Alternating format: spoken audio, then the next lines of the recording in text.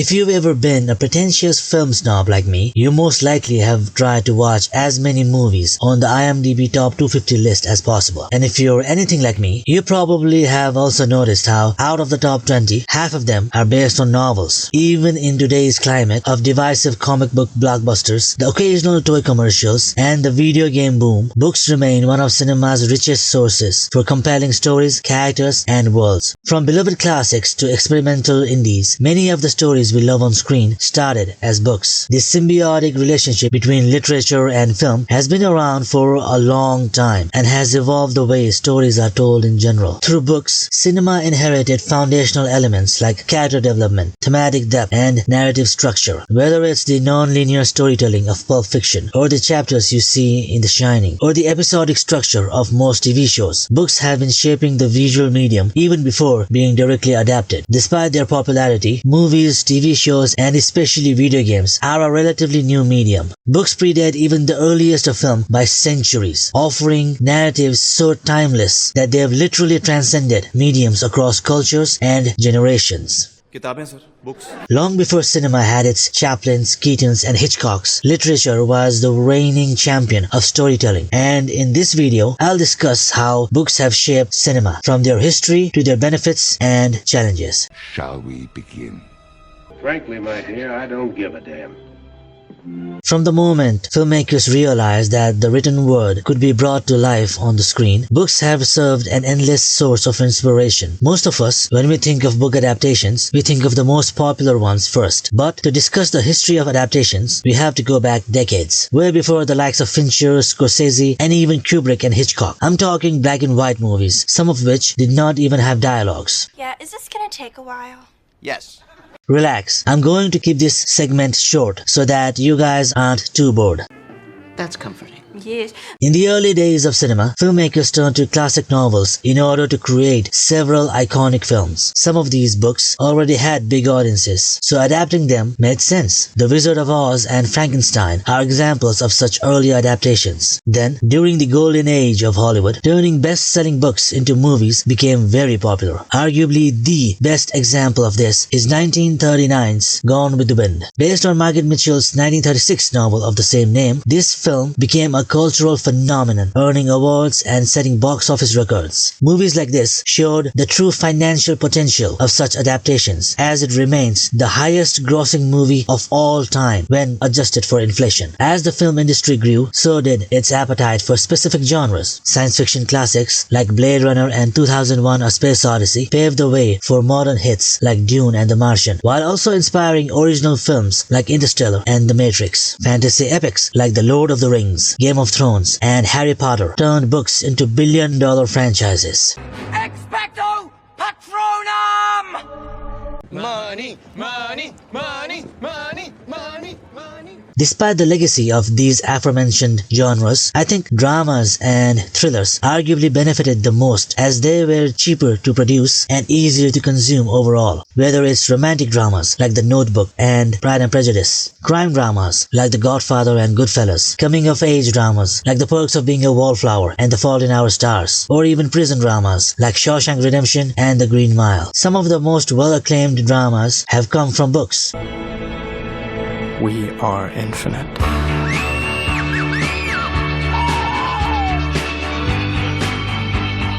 As for thriller, from sci-fi thrillers like Annihilation and Dark City to mystery and suspense thrillers like Misery, Mystic River, Gone Girl, Shutter Island, Silence of the Lambs, Rebecca, and The Girl with the Dragon Tattoo, all the way to whodunits that are mostly based on the works of Agatha Christie, there is so much material that, as a fan of thrillers, I have gotten from books. Which would be worse, to live as a monster or to die as a good man? Hell, even many surprisingly mature children's movies are based on books, from the light-hearted ones like The Jungle Book and Paddington to much darker ones like Coraline and Monster Calls. That last one in particular was so emotionally effective in its portrayal of grief from a child's point of view, while also adding fantastical elements like a talking tree. Speak the truth, boy! I want you to be over! One thing you'll notice about all the adaptations I've mentioned is that they are very competently made. Since one of the hardest parts of adapting a book into a movie is turning written words into something visual, the filmmakers have to come up with creative ways to solve that problem. Books often have long descriptions, deep inner thoughts, and emotions that are hard to show on screen. So, directors and screenwriters need to figure out how to translate these details into images and actions. For example, in To Kill a Mockingbird, the novel's internal monologue where Scout reflects on her thoughts was hard to show. So, the filmmakers added voiceovers and visual cues to capture the same feeling of reflection and personal growth. Now, of course, such techniques existed in movies before as well, but by using internal monologues as voiceover narration, we got some of the best and well-narrated movies of all time. Shawshank Redemption, Fight Club, The Wolf of Wall Street, American Psycho, Apocalypse Now. The list just goes on and on. It was me. I'd like to thank the Academy. Adapting a book into a movie is no small feat, but when done well, the pros outweigh the cons. And speaking of pros, I'm gonna make him an offer he can't refuse.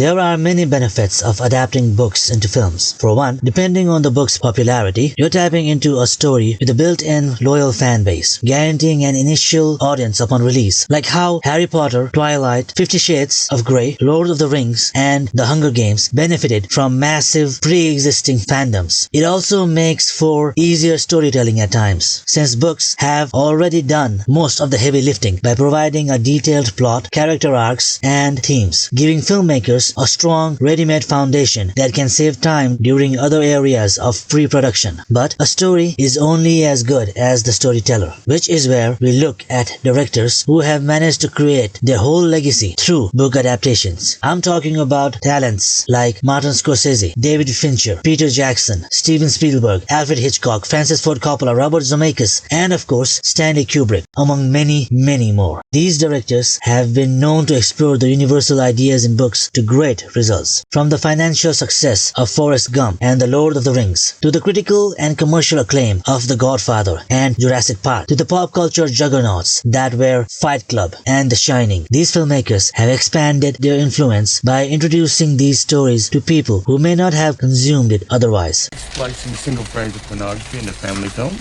Now, it's not just about sticking exactly to the books either. Many directors use their films to enhance or reinterpret certain elements, offering fresh perspectives and adding their own creative flair to the adaptations. Like how Kubrick's The Shining added atmospheric tension not present in the book, at least not on the same level. Coppola's Godfather put all its attention on Michael's moral downfall, zeroing in on one compelling character that the audience can engage with. Zemeckis added more heart to the journey of Forrest Gump, while also toning down some of the more bizarre adventures in the book. Fincher improved upon the pacing of Fight Club, all the while adding visual effects that enhanced the madness of the story. Spielberg made the dinosaurs feel real and terrifying, yet exciting and awe-inducing at the same time in Jurassic Park.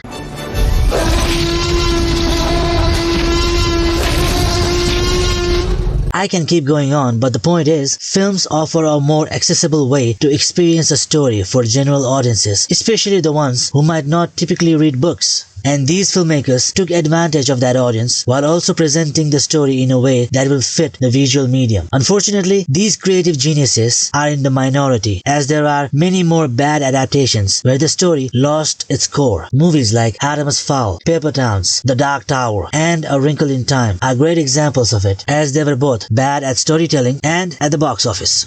The young genius Artemis Fowl. Surprisingly, there are also some other situations where both the book and the adaptations were largely considered bad, yet they still ended up making lots of profit. The Twilight Saga and the 50 Shades of Grey series are the most popular examples of this, although in their case, the movies, while still bad, are considered to be better overall than the book due to its visual aesthetic and less runtime. What are butt plugs? An adaptation being better than the book is rare, but not unheard of. Movies like Shawshank Redemption, Curious Case of Benjamin Button, Blade Runner, 1408, and The Mist, among several others, have proven that sometimes the adaptation can indeed outshine the original. All those moments will be lost in time. Like tears in rain. One of the reasons some filmmakers are attracted to adapting a book instead of writing their own stories comes from the idea of expanding a narrative and its themes to their liking. This is why novellas are a great source for movie adaptations. Both Shawshank Redemption and Curious Case of Benjamin Button are based on novellas that were expanded for the screen. They added new scenes that further explored the themes while also developing the smaller characters. Brooks in Shawshank, for example, was downright forgettable in the novella, whereas in the movie, the scene dedicated to his life outside prison is one of the highlights.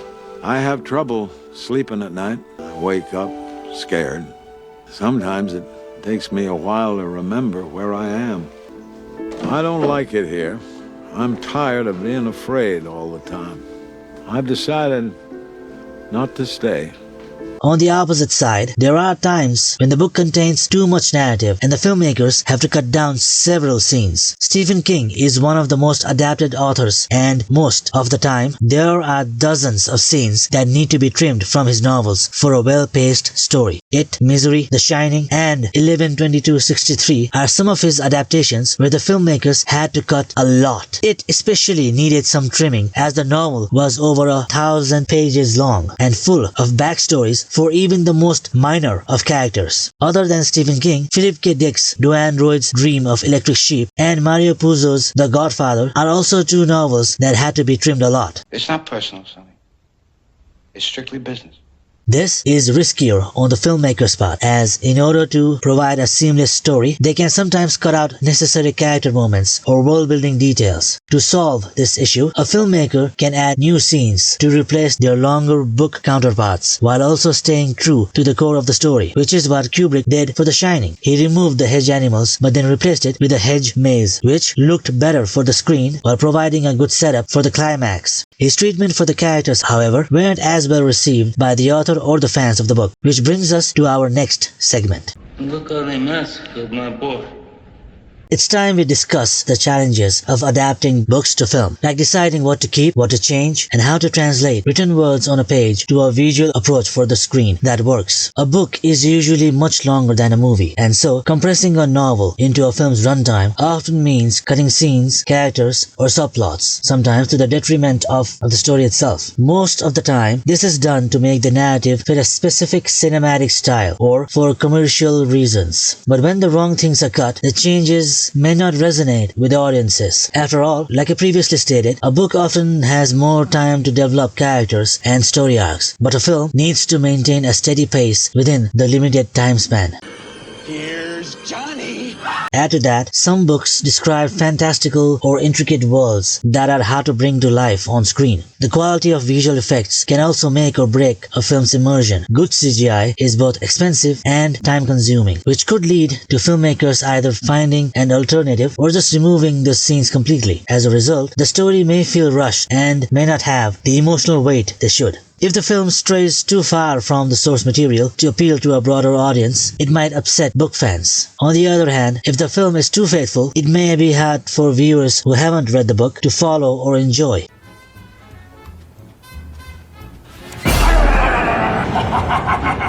To make matters worse, even when they find the right screenwriter and director for the job, if the actors chosen for the film fail to capture a character's appearance or personality, it can break the immersion. Like when they cast Neil Patrick Harris in Gone Girl or Charlize Theron in Dark Places. Both are talented individuals, no doubt, but they were horribly miscast. Your wife is missing, and you came all this way to tell me this? What? Due to such problems, a film might not capture the heart of the original book, which can upset fans who usually have some expectations from the adaptation. Any major changes or deviations from the source material can lead to backlash, and often the first and most damning of the responses can come from the authors themselves. If the original creators feel betrayed by even one adaptation, they may be reluctant to let anyone else touch their other books, making even capable filmmakers miss out on what could be a great source material for excellent storytelling. After all, writers carry emotional connections with their characters, just like their fans, but even deeper. That's why, even when a fan is pleased, which is a challenging task on its own, pleasing the author can be much harder. As if that's not enough, a film's runtime may force the removal or oversimplification of the themes and ideas that an author has worked on for long periods of time. Don't forget that every book that takes just a couple hours a day to finish reading took anywhere from several months to even years to finish writing. Gillian Flynn's Gone Girl reportedly took 6 years to finish. Same for the first Harry Potter book. Gone with the Wind took 10 years, while Lord of the Rings took 17 years. Even when some authors like Stephen King can write faster than others, it still took him a year to finish the Shining novel. No wonder they are still somewhat displeased when their years of work are butchered by the filmmakers, even when the end result manages to get well received by critics and fans. We all have heard about King hating Kubrick's version of The Shining, but he was far from being the only one. A Clockwork Orange, Willy Wonka and the Chocolate Factory, Mary Poppins, and One Flew Over the Cuckoo's Nest are all movies that are now cult classics, but were hated by the authors whose books they were based upon. You lose! Good day, sir! This is not an issue when adapting older books since they are mostly in public domain and their creators are long dead, making them viable for a reintroduction to new generations. The best example of this came very recently in 2019 through Greta Gerwig's Little Women, which infused modern sensibilities into a classic tale about sisters from over 100 years ago. And I'm so sick of people saying that love is just all a woman is fit for. I'm so sick of it. But I'm so lonely. Similarly, William Shakespeare adaptations have also been modernized. Shakespeare has been adapted in Hollywood many times, but the best translation of his stories, at least in my opinion, came from Bollywood, through movies like Omkara, Maqbool and Heather, which are all adaptations of Shakespeare's Othello, Macbeth and Hamlet respectively. They changed the location and culture into an Indian setting, providing a new, fresher perspective that didn't rely on the same old soliloquies from centuries ago. It's truly fascinating how stories can become a time capsule of sorts, capturing today's climate that will be experienced by people decades from now. That is, if the story actually stands the test of time, which admittedly not all books do. There would have been a time for such a word. Tomorrow, and tomorrow, and tomorrow. On the flip side, there are times when the adaptations end up surpassing the original source material, often overshadowing the books they're based on. Take James Bond for example. He started as a character in Ian Fleming's novels, but became a global icon through the greater reach of movies, representing themes like bravery, danger, and mystery. Sherlock Holmes, another literary character, has been adapted countless times, and each well-received version highlights different aspects of his cleverness and eccentricity. These characters, along with others, have become symbols for certain ideas or ideologies in culture. Despite having some lesser book-to-film adaptations, the few who managed to stick the landing are the ones most fondly remembered and revisited over the years, re-establishing the fact that the pros do indeed outweigh the cons. It'll be the farthest away from home I've ever been. In conclusion, despite the challenges that come with translating words into images, book adaptations continue to connect readers and moviegoers, bridging the gap between literature and cinema while keeping timeless stories alive for future generations. When done well, these adaptations can be a huge success and even add something new to the original story, all the while introducing iconic characters and thought-provoking themes to general audiences. Come on, Mr. Frodo. I can't carry it for you, but I can carry you. Come on!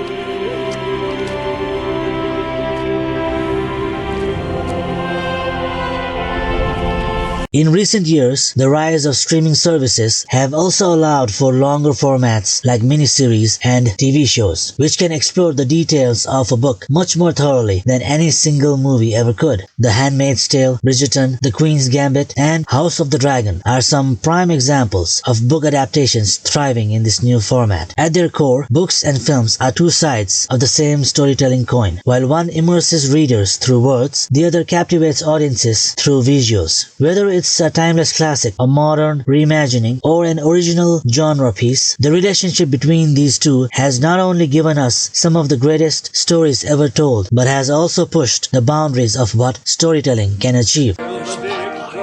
Just recently, the book It Ends With Us was adapted into a movie, which, despite the controversy related to the tone-deaf lead actress, became a hugely profitable box office success, proving that when it comes to the future of such adaptations, one thing is certain: the story is far from over. That's comforting. What are your favorite films or TV shows that are based on books? Comment below your answers. While you're at it, please leave a like and maybe browse around my channel to see if you like any of my other videos. If so, please subscribe for more. Anyway, that's all for now. Thank you for watching and have a great day. Bye.